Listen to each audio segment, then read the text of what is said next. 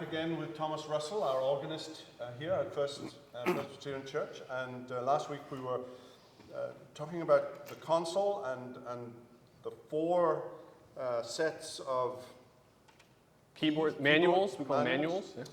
But I wanted to ask Thomas about his feet, because he has special feet, organist's feet, because he's wearing shoes, right? Organ. Now, where do you get them? Show them. Let me see your shoes. Yeah, so you have to wear special shoes to play the pedals. They're very thin on the bottom, so you can feel what you're doing. And they have a little bit of a raised heel so that you only hit one note at a time. And where do you get these? Are they specially made? They are, yeah. You have to special order them, and so it takes weeks and weeks for them to come. Have you tried playing in sock feet? I have once or twice. To me, it's a little bit painful because you're hitting all these Or pedals. barefooted. I've seen that too. We might get into sanitary issues. How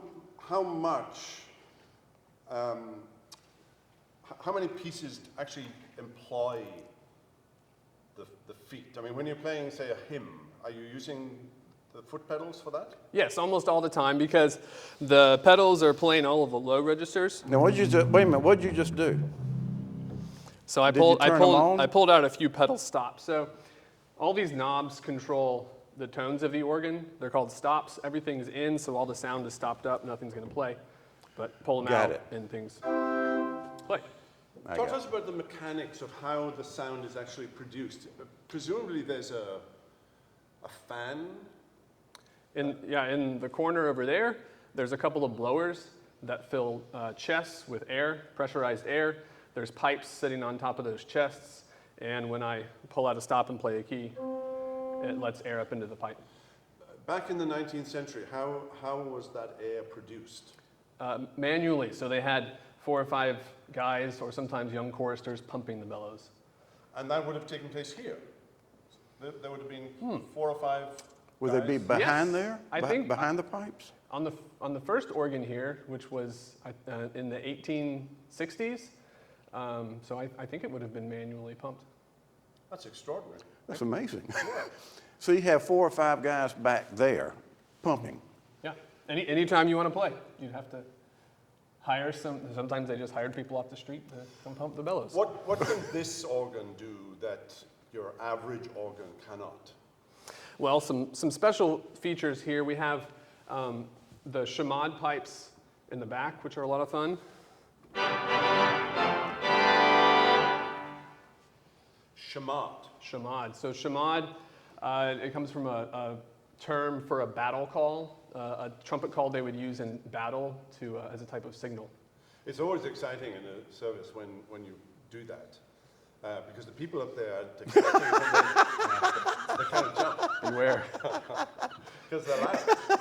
Especially if It's you're real right loud underneath them. back there. Yeah.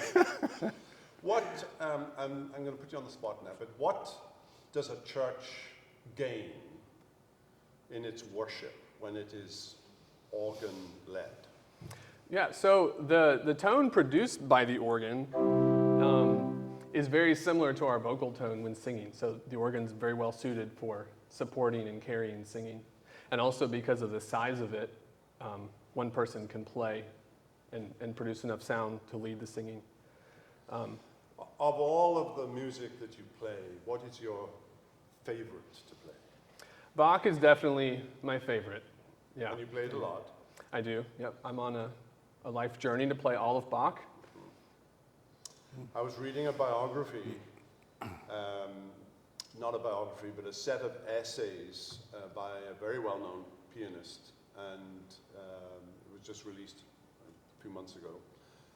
Our own Bart Swain reviewed the book in the Wall Street Journal just a couple of weeks ago, and he drew attention to the fact that this pianist had something of, not a disdain, but that he held Bach, because Bach was so perfect, there were no flaws in Bach, that he found it hard to connect with him.